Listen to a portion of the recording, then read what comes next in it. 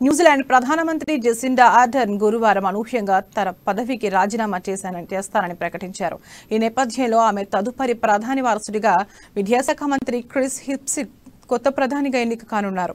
ఆమె తర్వాత పార్టీ సభ్యుల్లో కొత్త ప్రధానిగా హిప్కిన్స్ అయ్యే అవకాశాలు ఎక్కువగా ఉన్నాయి.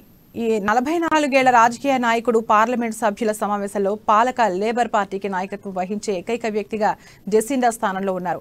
ఆయన ఒక్కరే పోటీలో ఉండటం వల్ల దీనికోసం తొలుత పార్టీ సభ్యుల ఆమోదం పొందాల్సి ఉంది.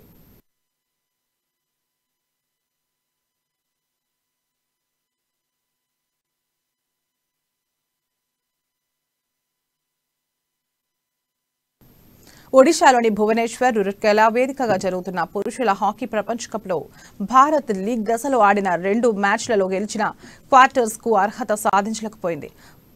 పూల్ డిలో ఉన్న భారత్ ఇంగ్లాండ్తో కలిసి పాయింట్ల పరంగా సమానంగా నిలిచిన గోల్స్ పరంగా భారత్ కంటే ఇంగ్లాండ్కే ఎక్కువగా ఉండటంతో టీమిండియా 2వ స్థానానికి పరిమితమైంది. దీంతో ఇంగ్లాండ్ నేరుగా క్వార్టర్స్ కు అర్హత సాధించగా భారత్ మాత్రం క్రాస్ ఓవర్ ఆడాల్సి ఉంది.